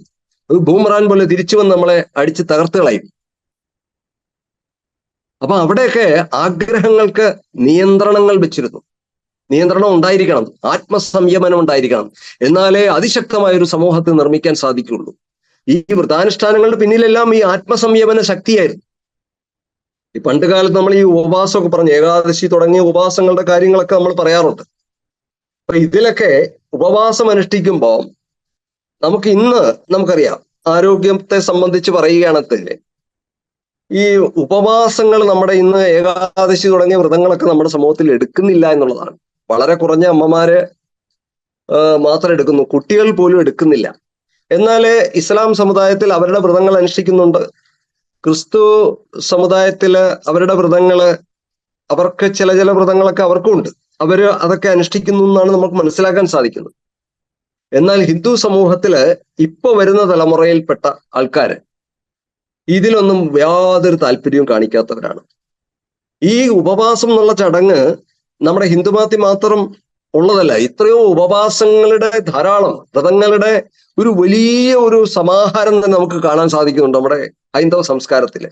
ഇത് ഫിനീഷ്യരുടെ ഇടയില്, മംഗോളിയരുടെ ഇടയില്, യഹൂദന്മാരുടെ ഇടയില്, ഇവരുടെ ജൈനമതത്തില്, ഇങ്ങനെയുള്ള ബുദ്ധമതത്തിലൊക്കെ ഒരുപാട് ഉപവാസങ്ങൾ എല്ലാവരും വിധിച്ചിട്ടുണ്ട്. ഈ ഉപവാസങ്ങള് അനുഷ്ഠിക്കുമ്പോൾ മാനസികമായ കരുത്തുകൂടി നേടുകയാണ്. ആരോഗ്യം, ശരീരത്തിന്റെ ആരോഗ്യമുണ്ട്. നമ്മൾ ദിവസവും കുറേ ആഹാരങ്ങൾ നമ്മൾ കഴിച്ചുകൊണ്ടിരിക്കുമ്പോൾ ഈ ശരീരത്തിന് ഇതൊരു യന്ത്രമാണ് നമ്മൾ പരിഗണിക്കുന്നില്ല. ഇതിനോട് നമുക്ക് റെസ്പെക്ട് ഉണ്ടാകണം. നമ്മുടെ ഋഷീശ്വരന്മാർക്ക് എന്തൊരു റെസ്പെക്റ്റ് ആയിരുന്നു സ്വന്തം ശരീരത്തോട് പോലും. ആപ്യായന്തു മമാങ്കാനി വാക് പ്രാണചക്ഷു സ്തോത്രം അധോബലം ഇന്ദ്രിയാണിച്ച സർവാണി സർവം ബ്രഹ്മോപനിഷദം എന്ന് ഉപനിഷത്തില് നമ്മൾ വായിക്കുമ്പോൾ മനസ്സിലാക്കാൻ സാധിക്കുന്നുണ്ട്. അവരുടെ പ്രാർത്ഥനകൾ ആപ്യായന്തു, എന്റെ അംഗങ്ങളെല്ലാം രക്ഷിക്കപ്പെടട്ടെ. ആപ്യായന്തു, എന്റെ അംഗങ്ങളെല്ലാം, എന്റെ ശരീരത്തിലെ അംഗങ്ങളെല്ലാം രക്ഷിക്കപ്പെടട്ടെ. എന്റെ വാക്ക് രക്ഷിക്കപ്പെടട്ടെ. എന്റെ ശ്രവണേന്ദ്രിയങ്ങൾ, അതുപോലെ നയനേന്ദ്രിയങ്ങൾ, ഇവയെല്ലാം രക്ഷിക്കപ്പെടട്ടെ. അപ്പൊ ഇതെല്ലാം രക്ഷിക്കപ്പെട്ടെങ്കിൽ മാത്രമേ, ശരിയായ ഭദ്രത ഉണ്ടായെങ്കിൽ മാത്രമേ, ശുഭമായത് കേട്ടാൽ, ശുഭമായത് കണ്ടാൽ മാത്രമേ നമ്മുടെ ജീവിതത്തിൽ ആരോഗ്യം ഉണ്ടാവുകയുള്ളൂ. അതുകൊണ്ടാണ് ഋഷിയജ്ഞം വെച്ചിരുന്നത്. അപ്പൊ നമ്മൾ അമ്മ പറഞ്ഞതുപോലെ നമുക്ക് വായ ഒന്നേ ഉള്ളൂ. വായ വേണേൽ നമുക്ക് അടച്ചു വെക്കാം, കണ്ണും നമുക്ക് കൺപോള കൊണ്ട് അടയ്ക്കാം. ചെവി എന്നുള്ള പറഞ്ഞ സാധനം ഉണ്ടല്ലോ, ഇത് നമുക്ക് അടയ്ക്കാൻ സാധിക്കില്ല. നമ്മൾ ഉറങ്ങിക്കിടക്കുന്ന ഒരാളെ വിളിച്ചുണർത്തുന്നത് ആ ശബ്ദം കേട്ടിട്ടാണ്. ഇത് അടഞ്ഞിരുന്നെങ്കിൽ ഒന്ന് ആലോചിച്ച് നോക്കാതെ എഴുന്നേക്കാൻ പറ്റുമോ? ഒരു ശബ്ദം കേട്ടിട്ടായിരിക്കും ഒരാൾ ഉറക്കത്തിൽ കിടക്കുന്ന ഞെട്ടി ഉണരുന്നത്. ഈ ശ്രവണേന്ദ്രിയമാണ് ഗർഭത്തിൽ കിടക്കുന്ന ശിശുവിന് ആദ്യം ഉണരുന്ന ഇന്ദ്രിയം, ശ്രവണേന്ദ്രിയമാണെന്ന്. അതുകൊണ്ടാണ് ഗർഭസ്ഥ ശിശു അവിടെ കിടന്ന് ഗ്രഹിക്കുന്നു എന്ന് പറയുന്നത്. ഇത് കറോളിന യൂണിവേഴ്സിറ്റിയില് അന്തോണി ഡിഗാസർ എന്ന് പറഞ്ഞ ശാസ്ത്രജ്ഞൻ ആധുനിക കാലത്ത് അദ്ദേഹം അതിന് റിസർച്ച് നടത്തുകയും ഗർഭസ്ഥ ശിശുവിന് ഗ്രഹിക്കുവാനുള്ള ശക്തി ഉണ്ടെന്ന് കണ്ടെത്തുകയും ചെയ്തിട്ടുണ്ട്. അപ്പോ അതുകൊണ്ട് തന്നെയാണ് ഇപ്പൊ ജർമ്മനിയെ പോലെയുള്ള രാഷ്ട്രങ്ങൾ പോലും ഗർഭിണികൾക്ക് വേണ്ടിയിട്ട് പ്രത്യേക നഴ്സറികൾ തന്നെ അവർ ആരംഭിച്ചു. ശുഭമായത് കാണാൻ, ശുഭമായത് കേൾക്കാൻ, അവർക്ക് മനോവിഷമം ഉണ്ടാകാതെ ഇരിക്കാൻ, നല്ലത് കാണുവാൻ, അവര് വസിക്കുന്ന ഗൃഹങ്ങളിൽ പോലും അതിനു ചുറ്റിലും അവർ ആ കാണുന്ന കാഴ്ചകൾ പോലും അവർക്ക് സന്തോഷം കൊടുക്കുന്ന കാഴ്ചകളായിരിക്കും ആ ചുമരിൽ പോലും ഒട്ടിച്ചു വെച്ചിരിക്കുക. അങ്ങനെയുള്ള രീതിയിൽ അവര് നഴ്സറികൾ തന്നെ തയ്യാറാക്കിയിട്ടുണ്ടെന്നുള്ളതാണ്. അപ്പൊ നമുക്ക് ഇതെല്ലാം നേരത്തെ തന്നെ അറിയാമായിരുന്നു. നല്ലത് കാണണം, നല്ലത് കേൾക്കണം എന്ന് നമുക്കറിയാമായിരുന്നു. അതുകൊണ്ട് തന്നെയാണ് നമ്മൾ ഇത്തരം ഗ്രന്ഥങ്ങളൊക്കെ പാരായണം ചെയ്യുകയും സഹസ്രനാമം പോലെയുള്ള മന്ത്രജപങ്ങൾ ചെയ്യുകയും, അതൊക്കെ വളരെ അതിശക്തമായ മനസ്സിന് ശക്തി കൊടുക്കാൻ ഇതുപോലെയുള്ള സഹസ്രനാമങ്ങൾക്കും, അതുപോലെ അത് ദേവയജ്ഞത്തിന്റെ ഭാഗമാണ്, മറ്റേത് ഋഷിയജ്ഞത്തിന്റെ ഭാഗമാണ്. അപ്പൊ ഈ ഋഷിയജ്ഞവും ദേവയജ്ഞവും ഇതെല്ലാം കൂടി വരുമ്പോ ഒരു വലിയൊരു ആരോഗ്യമുള്ള ഒരു സമൂഹത്തെ പറ്റിയുള്ള കാഴ്ചപ്പാട് എത്ര മനോഹരമായിട്ടാണ് നമ്മുടെ ഋഷീശ്വരന്മാര് ഈ യജ്ഞങ്ങളിലൂടെ അവതരിപ്പിച്ചതെന്ന് നമുക്ക് കാണാൻ സാധിക്കുന്നുണ്ട്. അപ്പൊ അത് തീർച്ചയായിട്ടും അവരുടെ മനസ്സിലെ എല്ലാ വൈകല്യങ്ങളെ നീക്കി പരിശുദ്ധരായിട്ടുള്ള ശക്തിമാന്മാരായിട്ടുള്ള ജനങ്ങളെ സൃഷ്ടിക്കുവാൻ ഇതൊക്കെ സഹായിച്ചിരുന്നു എന്നുള്ളതാണ്. അപ്പോ ഈ ഉപവാസം കൊണ്ടുള്ള നേട്ടം എന്താ? ഈ ഉപവാസം അനുഷ്ഠിക്കുമ്പോ പറയുന്നുണ്ട്, ഒരു പരീക്ഷണം ഇത് വിദേശത്ത് നടത്തിയതാണ്. ഡോക്ടർ അലക്സ് കംഫർട്ട് എന്ന് പറഞ്ഞ ഒരാള് ലണ്ടൻ സർവകലാശാലയില്, അദ്ദേഹം ഈ വെള്ളെലികളെ വെച്ചിട്ട് ഒരു പരീക്ഷണം നടത്തി. 2 ഗ്രൂപ്പ് ഉണ്ടാക്കി, വെള്ളെലികളുടെ 2 ഗ്രൂപ്പ്. അത് തിരിച്ചു. എന്നിട്ട് ഒരു ഗ്രൂപ്പിന് നിറയെ ഭക്ഷണം കൊടുത്തുകൊണ്ടേയിരുന്നു, അത് കഴിച്ചുകൊണ്ടേയിരുന്നു. മറ്റേ ഗ്രൂപ്പിന് 2 ദിവസം കൂടുമ്പോൾ ഭക്ഷണം ഇടവിട്ട് കൊടുക്കും.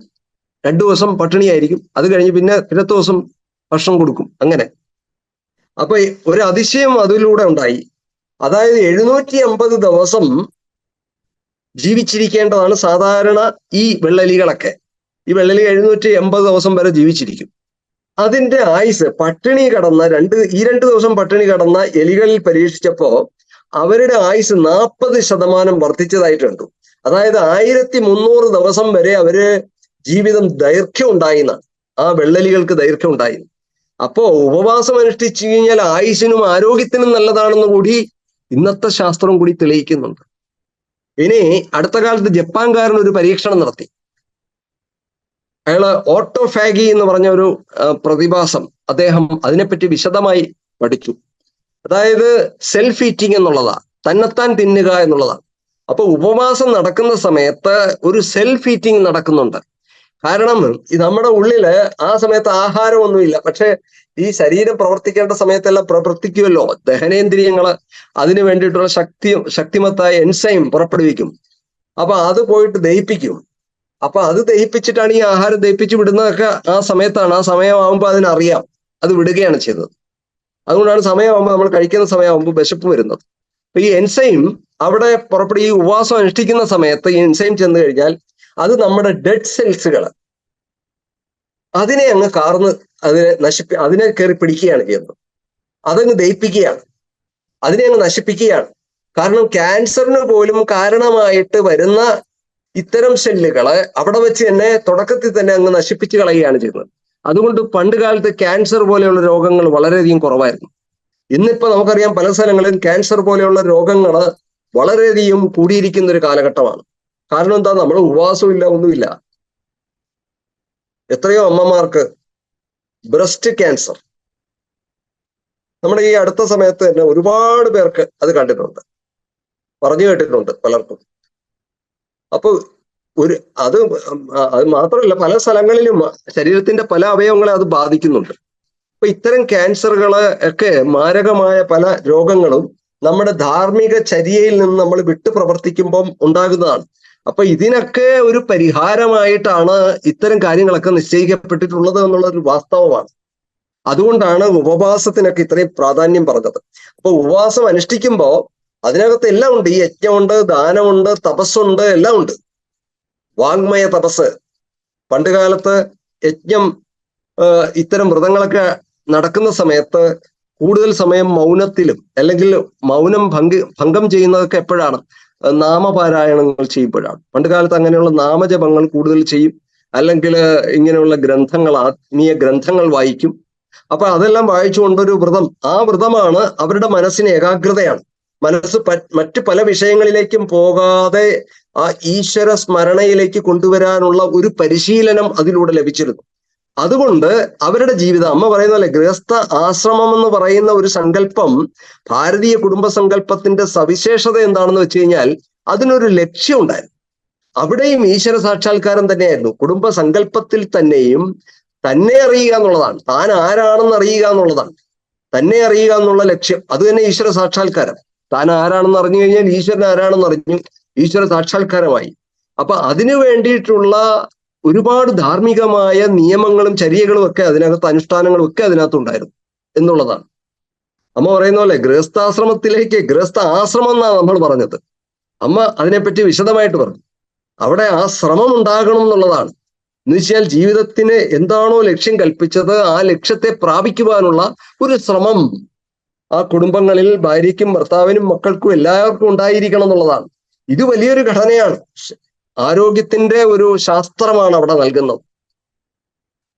ധൈര്യം ആത്മാതിവിജ്ഞാനം മനോരോഗ ഔഷധംബരം എന്ന് പറഞ്ഞതും ചരകനാണ്. വിവേകബുദ്ധി, ധൈര്യം, ഏത് പ്രതികൂല സാഹചര്യങ്ങളും തളർന്നു പോകാത്ത മനസ്സ്, ആത്മാതിവിജ്ഞാനം, ആത്മീയമായ അറിവുകൾ, ഇത് വലിയ മനോരോഗത്തെ പോലും ചെറുത്ത് നിർത്തും, ഇല്ലാതെയാക്കി കളയുന്നതാണ്. അപ്പം മനോരോഗം ഉണ്ടാകാതിരിക്കാൻ വേണ്ടിയിട്ട് നിർദ്ദേശിച്ചതും ഇത്തരം കാര്യങ്ങളാണ്. ഒന്ന് ആലോചിച്ച് നോക്കുക. അപ്പൊ അവിടെയൊക്കെ ഇത്തരം വ്രതാനുഷ്ഠാനങ്ങൾക്ക് വലിയ പങ്കുണ്ട് എന്നുള്ളതാണ്. അപ്പൊ ഇത്തരം വലിയൊരു കാര്യമാണ് നമ്മുടെ സമൂഹത്തിൽ എന്താ ഇന്ന് ആൾക്കാർ ചെയ്യുന്നത്? നമ്മുടെ കുട്ടികൾക്ക് നമ്മുടെ മാതാപിതാക്കന്മാർ പറഞ്ഞു കൊടുക്കുന്നില്ല എന്നുള്ളതാണ്. അതുകൊണ്ട് എന്താണ്, അവർക്ക് ഇതൊന്നും അറിയില്ല. അങ്ങനെ ഒരു സാധനം തന്നെ ഉണ്ട്, ഏകാദശി വ്രതം, നവരാത്രി വ്രതം, ശിവരാത്രി വ്രതം, അങ്ങനെയുള്ള വ്രതങ്ങളൊന്നും അവർക്ക് അതിനെപ്പറ്റി യാതൊന്നും അറിയില്ല നമ്മുടെ കുട്ടികൾക്ക്. എന്നിട്ട് എന്താണ്, മറ്റു മതങ്ങളിൽപ്പെട്ട ആൾക്കാര് അവരുടെ വ്രതങ്ങൾ അനുഷ്ഠിക്കുമ്പോ, അല്ലെ അവരുടെ പെരുന്നാൾ വരുന്ന സമയത്ത് അവർ പകൽ മുഴുവൻ ഉപവാസം അനുഷ്ഠിച്ച് ഉമിനീര് പോലും ഇറക്കാതെ ഇരിക്കുന്ന സമയത്ത് നമ്മുടെ ആൾക്കാര് ഐക്യദാർഢ്യം പ്രഖ്യാപിച്ചുകൊണ്ട്, നമ്മുടെ കുട്ടികൾക്ക് ഇതൊക്കെ ചെയ്യണമെന്ന് ആഗ്രഹമുള്ളവരാണ്. നമ്മൾ നിശ്ചയിക്കുകയാണ് ഇവർക്കിതൊന്നും താല്പര്യമില്ല, ഇവർക്കിതിലൊന്നും താല്പര്യമില്ല, ഇവർക്ക് മതത്തോട് താല്പര്യമില്ല, ഇവർക്ക് മന്ത്രം ജപിക്കാൻ താല്പര്യമില്ല, ഇവർക്ക് ഇങ്ങനെയുള്ള കാര്യങ്ങൾ, ആത്മീയമായ അറിവ് നേടാൻ താല്പര്യമില്ല. അതുകൊണ്ട് ആത്മീയമായ അറിവ് നേടുന്ന പാഠശാലകളുണ്ടെങ്കിൽ, അല്ലെങ്കിൽ അമൃത ബാലകേന്ദ്രം പോലെയുള്ള കേന്ദ്രങ്ങൾ ഉണ്ടെങ്കിൽ അവിടേക്ക് കുഞ്ഞുങ്ങളെ വിടില്ല. അവൻ സന്യാസിയായി പോകും, അല്ലെങ്കിൽ അവൻ ആശ്രമത്തിലേക്ക് പോകും എന്നൊക്കെ വിചാരിച്ച് പേടിച്ചു വിടില്ല. എന്നാൽ മുസ്ലിങ്ങളും ക്രിസ്ത്യാനികളും ഒക്കെ അവരുടെ പാഠശാലകളിലേക്ക് കുഞ്ഞുങ്ങളെ വിടുന്നുണ്ട്. ഇത് നമ്മുടെ കുട്ടികൾക്ക് ഇങ്ങനെയുള്ള ട്രെയിനിങ് കിട്ടാത്തത് കൊണ്ട് അവരെന്ത് ചെയ്യുന്നു, മതം മാറിപ്പോവുകയാണ്. മറ്റു മതങ്ങളിൽ ആകൃഷ്ടരാകുകയാണ്. അവർ ആ മതത്തെപ്പറ്റി പഠിക്കുന്നു. നമ്മുടെ കുട്ടികൾ പലരും മതം മാറിപ്പോയ പല കുട്ടികളും നമ്മൾ നോക്കിയപ്പോ അവർ നമ്മുടെ മതത്തെപ്പറ്റി അവർക്കൊന്നും അറിയില്ല. വീട്ടുകാരൊന്നും പറഞ്ഞു കൊടുത്തിട്ടില്ല, വീട്ടുകാരിൽ നിന്ന് കിട്ടിയില്ല, പരിസരങ്ങളിൽ നിന്ന് കിട്ടിയില്ല, എവിടെ നിന്നും അങ്ങനെ ഒരു അറിവ് കിട്ടിയില്ല എന്നാണ് ഈ കുട്ടികൾ പലരും പറഞ്ഞത്. എത്ര കുട്ടികളാണ്? 7000 8000 മുകളിൽ കുട്ടികൾ, ഒരുപക്ഷെ അതിൽ കൂടുതലായിരിക്കും കണക്ക് നോക്കിയാൽ. ഒരു 5-6 വർഷം കൊണ്ട് ഒരു 8000 മുകളിൽ കുട്ടികൾ നമ്മുടെ ഹിന്ദു സമൂഹത്തിൽ നിന്ന് മതം മാറിപ്പോയിട്ടുണ്ട്. അതിൽ വളരെ കുറഞ്ഞ കുട്ടികളാണ് തിരിച്ചു വന്നിട്ടുള്ളത്. ഈ ആർഷവിദ്യാ സമാജത്തിന്റെയൊക്കെ പ്രവർത്തനം മൂലം, അങ്ങനെയുള്ള ചില സംഘടനകൾ പ്രവർത്തിച്ചത് മൂലം കുറച്ച് കുട്ടികളൊക്കെ തിരിച്ചു വന്നു. ഇത് പഠിച്ചു കഴിഞ്ഞപ്പോഴാണ് അവർക്ക് മനസ്സിലായി, ഇത്രയും വലിയൊരു അറിവിന്റെ നാടായിരുന്നല്ലോ നമ്മുടെ നാട്, ഭാരതം. ഇതിനെപ്പറ്റി നമുക്ക് ആരും പറഞ്ഞു തന്നില്ല. നമ്മുടെ അച്ഛനും അമ്മയ്ക്കും അറിയില്ല, ബന്ധുക്കൾക്ക് അറിയില്ല, പരിസരങ്ങളിൽ ആർക്കും അറിയില്ല, അവരാരും ഞങ്ങൾക്ക് പറഞ്ഞു തന്നില്ല. എന്നിട്ട് ഈ ഐക്യദാർഢ്യം പ്രഖ്യാപിച്ചുകൊണ്ട് അവര് പെരുന്നാളിന് നോയമ്പെടുക്കുന്ന സമയത്ത് നമ്മുടെ ആൾക്കാർ നോയമ്പെടുക്കും. എന്നാൽ നമ്മുടെ കുട്ടികളെ ഇത് പഠിപ്പിച്ചിരുന്നെങ്കിലോ, ഏകാദശി വ്രതമോ നവരാത്രി വ്രതമോ അല്ലെങ്കിൽ ശിവരാത്രി വ്രതമോ ഇങ്ങനെയുള്ള വ്രതങ്ങൾ ഏതെങ്കിലും നമ്മുടെ കുട്ടികളെ പഠിപ്പിച്ചിരുന്നുവെങ്കിൽ നമ്മുടെ കുട്ടികൾ നന്നാകില്ലായിരുന്നോ? അപ്പൊ ഈ നന്നാകാത്തതിന്റെ കാരണം ആരാണ്? മാതാപിതാക്കന്മാരാണ്. കുട്ടികൾ വഴിതെറ്റിയിട്ടുണ്ടെങ്കിൽ ഉറപ്പായിട്ടും അതിന്റെ കാരണം മാതാപിതാക്കന്മാരാണ്. അതിൽ യാതൊരു സംശയമില്ല. അപ്പൊ അതുകൊണ്ട് കുടം ഉണ്ടാക്കുന്ന കുലാലൻ, ആ കുടം ചീത്തയായി പോയെങ്കിൽ കുലാലനാണ് കാരണം, ഉണ്ടാക്കുന്ന കുലാലൻ. പ്രധാന കാരണം കുലാലൻ തന്നെ. അപ്പൊ അതുപോലെ തന്നെ ഒരു സൃഷ്ടിക്കുന്നവന്റെ ഒരു കാരണം അതിന് വളരെ കൂടുതലായിട്ടുണ്ട്. അതുകൊണ്ടാണ് ഒരു സൃഷ്ടി നടക്കുമ്പോൾ അതെങ്ങനെ സൃഷ്ടിക്കണമെന്നുള്ള അറിവ് കൂടി നടണമെന്ന് പറയുന്നത്. ഇതെല്ലാം അടങ്ങിയതായിരുന്നു നമ്മുടെ പഞ്ചയജ്ഞ സങ്കല്പങ്ങൾ പോലും. അപ്പൊ സമൂഹത്തെ മുഴുവൻ സേവിക്കാൻ വേണ്ടി നിസ്വാർത്ഥത അവിടെ ശീലിക്കുക, പരിശീലനം ഈ കുടുംബത്തിൽ തന്നെ തുടങ്ങേണ്ടതുണ്ട്. നിസ്വാർത്ഥത. അതിനാണ് പണ്ട് കാലത്ത് നമ്മുടെ 27 നക്ഷത്രക്കാർക്ക് ഒരു പക്ഷി, ഒരു വൃക്ഷം, ഇതെല്ലാം ദേവത, ഇതെല്ലാം കണക്കൂട്ടി വെച്ചിരുന്നു. ഇതിനെയെല്ലാം പരിചരിക്കണം, ഇതിനെയൊക്കെ ശുശ്രൂഷിക്കണം, ഇതൊക്കെ നിലനിർത്തണം. ഈ പ്രകൃതിയുമായിട്ട് ബന്ധപ്പെട്ട് വേണം നമ്മൾ മുന്നോട്ട് പോകാൻ. അപ്പൊ ഈ പ്രകൃതിയെ സംരക്ഷിക്കുക എന്നുള്ളത് ഈ സമൂഹപരമായ ഒരു ആരോഗ്യമാണ്. ഇന്ന് നമ്മളത് ആഗോളതാപനത്തിന്റെ ഭാഗമായിട്ട് മഴ വരുമ്പോ മഴ, വെയിൽ വരുമ്പോ വെയിൽ കൊണ്ട് നമുക്ക് സഹിക്കാൻ പറ്റുന്നില്ല. ഇനി മഴ വന്നു കഴിഞ്ഞാല് ഒന്നുകിൽ വയറ്റിൽ നിന്ന് വയറിളക്കം, അല്ലെങ്കിൽ വയറ്റിൽ നിന്ന് പോകാതിരിക്കുക എന്ന് പറഞ്ഞതുപോലെയാണ്. ഈ ബാലൻസിങ് ആണ് നഷ്ടപ്പെടുന്നത്. നമ്മുടെ ശരീരത്തിന്റെ ബാലൻസിങ് നഷ്ടപ്പെടുന്നത് പോലെ ഈ സമഷ്ടി ശരീരം, ഈ പ്രപഞ്ചമാകുന്ന സമഷ്ടി ശരീരത്തിന്റെ ബാലൻസിങ് ഇന്ന് മനുഷ്യൻ അവന്റെ അധാർമികമായ പ്രവർത്തികൾ മൂലം നഷ്ടപ്പെടുത്തുന്നു എന്നുള്ളതാണ്. ഈ ധാർമ്മികമായ ചര്യകളിലൂടെ എങ്ങനെ ഈ ശക്തമായ ആ ബന്ധം ഊട്ടി ഉറപ്പിക്കാം എന്നുള്ളതാണ് നമ്മുടെ ഋഷീശന്മാരൊക്കെ പഠിപ്പിച്ചത്. അതുകൊണ്ടാണ് ഈ പഞ്ചയജ്ഞങ്ങളെ കൂട്ടിയിണക്കിയത്. വൃക്ഷങ്ങൾ, ഒരു മകന് പകരം നമുക്കറിയാം 10 പുത്രന്മാർക്ക് തുല്യമാണ് ഒരു വൃക്ഷം എന്ന് പഠിപ്പിച്ചു. 10 കിണറുകൾക്ക് തുല്യമാണ് ഒരു കുളം, 10 കുളത്തിന് തുല്യമാണ് ഒരു തടാകം, 10 തടാകത്തിന് തുല്യമാണ് ഒരു പുത്രൻ, 10 പുത്രന്മാർക്ക് തുല്യമാണ് ഒരു വൃക്ഷം എന്ന് പഠിപ്പിച്ച നാടാണിത്. അപ്പൊ ഇത്തരം കഥകളിലൂടെയൊക്കെ പഠിപ്പിക്കുന്നു പറഞ്ഞു കഴിഞ്ഞാൽ നമ്മൾ സമൂഹത്തിലൂടെ നമുക്ക്, അല്ലെങ്കിൽ ഈ പ്രകൃതിയോട് നമുക്കൊരു ബന്ധമുണ്ട്, പ്രപഞ്ചത്തോട് നമുക്കൊരു ബന്ധമുണ്ട്. ഇതിനോടെല്ലാമുള്ള ബന്ധത്തെ കാണിക്കാൻ വേണ്ടിയിട്ടാണ് ഇതെല്ലാം നമ്മളെ പഠിപ്പിച്ചത്. അല്ലാണ്ട് ഒന്നിനെയും മാറ്റി നിർത്തിയിട്ട് നമുക്കിവിടെ സുഖമായിട്ട് ജീവിക്കാമെന്ന് ആരും കരുതരുത്. പിന്നെ ഈ ദേവയജ്ഞത്തിലൂടെ, ഹോമത്തിലൂടെ, അമ്മ പറയുന്ന പോലെ ഹോമം ചെയ്യുമ്പോൾ മന്ത്രം ജപിക്കും, അതുപോലെ തന്നെ പരിസരത്ത് ശുചീകരണം ഉണ്ടാകും. അത് ധാരാളം ഈ നെയ്യ് അതിനകത്ത് ഈ അഗ്നിയിലൊക്കെ ഇടുന്നതുകൊണ്ട് ഓക്സിജന്റെ ധാരാളം സംവിധാനം അവിടെ സംഭവിച്ചുകൊണ്ടേയിരിക്കും. ഓക്സിജൻ കൂടുതൽ ഉത്പാദിപ്പിക്കാൻ അതിലൂടെ സാധിക്കുമെന്നാണ്. ആ അഗ്നിയിലെ നെയ്യ് അർപ്പിക്കുമ്പോൾ നെയ്യ് പുരട്ടി ഒരു ഒരു നെൽമണി എടുത്തിട്ട് അതിൽ പുരട്ടിയിട്ട് അഗ്നിയിൽ ഇട്ട് കഴിഞ്ഞാൽ ഇത്ര സെന്റിമീറ്റർ സ്ക്വയർ മീറ്ററിലോ അല്ലെ സ്ക്വയർ സെന്റിമീറ്ററിലോ ഉള്ള പ്രദേശത്തെ അന്തരീക്ഷത്തിന് ശുദ്ധീകരണം സംഭവിക്കുന്നു എന്ന് ശാസ്ത്രജ്ഞന്മാർ കണ്ടുപിടിച്ചിട്ടുണ്ട്.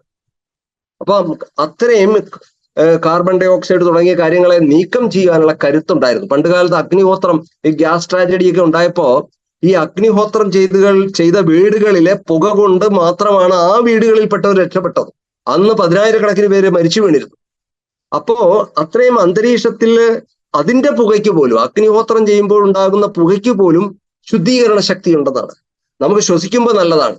ഇന്ന് പല വിളക്കെണ്ണ എന്ന് പറഞ്ഞ് നമുക്ക് കിട്ടുന്ന സാധനങ്ങളൊക്കെ എടുത്ത് ഈ മാംസം പൊരിച്ചതിന്റെ അതിന്റെയൊക്കെ ബാക്കി കൊണ്ടുവന്നിട്ട് പല ആൾക്കാരും ഇന്ന് മറ്റ് സമുദായങ്ങൾ, മറ്റു മതത്തിൽപ്പെടുന്നവർക്ക് ഇതിലൊന്നും യാതൊരു ശ്രദ്ധയും ഇല്ലാത്തവരാണ്. അതൊക്കെ അങ്ങനെയുള്ള സാധനങ്ങൾ എണ്ണയാക്കി എടുത്തിട്ട് അതിന്റെ കൊഴുപ്പ്, മൃഗക്കൊഴുപ്പ് വരെ അതിൽ നിന്ന് എടുക്കുന്ന ഇതൊക്കെ കൊണ്ട് നമ്മൾ കത്തിച്ചു കഴിഞ്ഞാൽ അത് നമുക്ക് ശ്വാസകോശ സംബന്ധമായ രോഗങ്ങൾ ഉണ്ടാവും.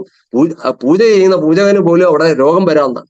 അപ്പൊ ഇത്തരം കാര്യങ്ങളൊക്കെ നമ്മൾ ഒരുപാട് കാര്യങ്ങൾ ശ്രദ്ധിച്ചാൽ മാത്രമേ നമ്മുടെ ജീവിതത്തിൽ ആരോഗ്യം നിലനിർത്താൻ സാധിക്കുകയുള്ളൂ, സന്തോഷമുള്ള ഒരു സമൂഹത്തെ സൃഷ്ടിക്കാൻ സാധിക്കുകയുള്ളൂ. നിങ്ങളുടെ വീട്ടിൽ നടക്കുന്ന കാര്യങ്ങളെല്ലാം നിങ്ങളുടെ കുഞ്ഞുങ്ങൾ ശ്രദ്ധിച്ചുകൊണ്ടിരിക്കുകയാണ്. നിങ്ങളുടെ മാതാപിതാക്കന്മാരോടുള്ള പെരുമാറ്റം, ഭാര്യ ഭർത്താക്കന്മാർ തമ്മിലുള്ള വഴക്കുകൾ പോലും മാനസികമായി കുട്ടികളെ തളർത്തിക്കളയുന്നു എന്നുള്ളതാണ്. അവർക്ക് മാനസികമായിട്ട് അവർ തകർന്നു പോകുന്നു. അവർക്ക് ചില അസുഖങ്ങൾ പോലും ഉണ്ടാകുന്നതിന് കാരണം എപ്പിലെപ്സി പോലെയുള്ള അസുഖങ്ങൾ ഉണ്ടായ കുട്ടികളുണ്ട്. നമുക്കറിയാം. ഈ അച്ഛനമ്മമാർ തമ്മിലുള്ള വഴക്ക് കാരണം. ഈ കുട്ടിയുടെ മാനസിക സംഘർഷം കൊണ്ട് കുട്ടികൾക്ക് അസംബ്ലിയിൽ നിൽക്കുന്ന സമയത്ത് തലചുറ്റി വീഴുന്ന ഒരു കുട്ടി. അവസാനം അന്വേഷിച്ച് കൗൺസിലിംഗ് ചെയ്ത സമയത്താണ് മനസ്സിലായത് ആ വീട്ടുകാർ തമ്മിലുള്ള പ്രശ്നമാണ്, അച്ഛനും അമ്മയും തമ്മിലുള്ള പ്രശ്നമാണ്. അവർ തമ്മിലുള്ള സംഘർഷങ്ങൾ കുട്ടിയെ ബാധിച്ചിരിക്കുന്നു. എപ്പിലെപ്സി പോലെയുള്ള രോഗങ്ങൾക്ക് ആ കുട്ടിക്ക് അന്നേരം മുതൽ ഉണ്ടായി തുടങ്ങിയിരിക്കുന്നു. അപ്പോൾ മാനസികമായ ആരോഗ്യത്തെ പോലും തകർക്കുന്ന രീതിയിലുള്ള ജീവിത രീതികളാണ് ഇന്ന് നമ്മുടെ കുടുംബങ്ങളെ പോലും നടക്കുന്നത്. അപ്പൊ ഇതൊക്കെ നമ്മൾ മാറ്റാൻ തയ്യാറായേ പറ്റൂ. അതാണ് നമ്മുടെ ചടങ്ങുകളല്ല, ഒരുപാടുണ്ട്. ഇത് പറയാനാണെങ്കിൽ ധാരാളമുണ്ട് ചടങ്ങുകൾ. അതെല്ലാം നമ്മുടെ ആരോഗ്യത്തെ കരുതിയാണ്. ക്ഷേത്രത്തിൽ പോകുന്നതും ക്ഷേത്രത്തിൽ നമ്മൾ തീർത്ഥം കുടിക്കുന്നതും നമ്മൾ രാവിലെ എഴുന്നേറ്റാൽ ഭൂമിയെ തൊട്ട് വന്ദിക്കുന്നതും, അമ്മ പറയുന്ന പോലെ നമ്മുടെ തലച്ചോറൊക്കെ ആ സമയത്ത് വിശ്രാന്തി കൊള്ളുകയായിരുന്ന സമയത്ത് തലച്ചോറ് നമ്മൾ എഴുന്നേൽക്കുമ്പോൾ പെട്ടെന്ന് രക്തം ഇരച്ചു കയറും. അപ്പൊ അത് തലചുറ്റൽ വരെ ഉണ്ടാക്കും, വീണു പോകാം. അപ്പം നമ്മൾ എഴുന്നേറ്റു, സാവകാശം വലം ചെരിഞ്ഞ് എഴുന്നേൽക്കുന്നു, അവിടെ ഇരിക്കുന്നു, കൈ നോക്കി പ്രാർത്ഥിക്കുന്നു, ആ മനസ്സിൽ ആദ്യം തന്നെ പോസിറ്റീവ് എനർജി ഉണ്ടാക്കുന്നു, ഭൂമിയെ തൊട്ട് വന്ദിക്കുന്നു. ആ സമയത്ത് ഇതെല്ലാം ചെയ്യുമ്പോ ആ ഒരു ക്രമമായ വിനയം ഉണ്ടാകുന്നു. പറയുന്നത് വിനയം ഒപ്പം ഉണ്ടാകുന്നു. ഈ പ്രകൃതിയെ മാനിക്കാൻ പഠിക്കുന്നു. അത് നമ്മുടെ മാനസികമായ വളർച്ചയാണ്, വികാസമാണ് അതിലൂടെ സംഭവിക്കുന്നത്. അപ്പൊ അങ്ങനെ എല്ലാം കൊണ്ടും നമ്മുടെ ഈ യജ്ഞങ്ങളിലൂടെ ഉള്ള ഒരു ജീവിതം അത് നഷ്ടപ്പെടുത്തിയതാണ് ഇന്ന് നമ്മുടെ സമൂഹത്തിന്റെ ആരോഗ്യം മുഴുവൻ നഷ്ടപ്പെടുത്താൻ ഉണ്ടായ കാരണം. എനിക്ക് തോന്നുന്നു 10 മണിയായി. ഇനിയും ധാരാളം കാര്യങ്ങൾ ഇനിയും അതിനകത്തുണ്ട്. പക്ഷെ അതൊക്കെ നമ്മൾ കുറെയൊക്കെ കാര്യങ്ങൾ നമ്മൾ പഠിക്കണം. സ്വന്തമായിട്ട് തന്നെ പഠിച്ച് മനസ്സിലാക്കേണ്ടി വരും. പലതും നമുക്ക് കേട്ട് പഠിക്കാം. അമ്മ തന്നെ ഒരുപാട് കാര്യങ്ങൾ ഇതിനകത്ത് പറഞ്ഞിട്ടുണ്ട്. അമ്മയുടെ പുസ്തകങ്ങൾ തന്നെ വളരെ ശ്രദ്ധാപൂർവം നമ്മൾ പഠിക്കുകയാണെങ്കിൽ ജീവിതത്തിൽ ആരോഗ്യകരമായ ജീവിതം എങ്ങനെ നയിക്കാം എന്നുള്ളതിനെ പറ്റി അമ്മ വളരെ വിശദമായിട്ട് പറയുന്നുണ്ട്. അതുകൊണ്ട് എല്ലാവർക്കും നല്ല ആരോഗ്യമുള്ള ഒരു സമൂഹത്തെ സംഭാവന ചെയ്യുവാൻ കഴിയട്ടെ. അതിന് നിങ്ങൾക്ക് പ്രാപ്തി ഉണ്ടാകട്ടെ. എല്ലാവർക്കും തന്നെ അതിനുള്ള ശക്തി അമ്മ നൽകട്ടെ എന്ന് പ്രാർത്ഥിച്ചുകൊണ്ട് ഞാൻ എൻ്റെ എളിയ വാക്കുകൾ ഇവിടെ അമ്മയുടെ പാതാരവിന്ദങ്ങളിൽ സമർപ്പിക്കുന്നു. എല്ലാ അമ്മമാർക്കും നമസ്കാരം. നമഃശിവായ. നന്ദി. ഓം ലോകാഹ സമസ്താഹ സുഖിനോ ഭവന്തു. ലോകാഹ സമസ്താഹ സുഖിനോ ഭവന്തു.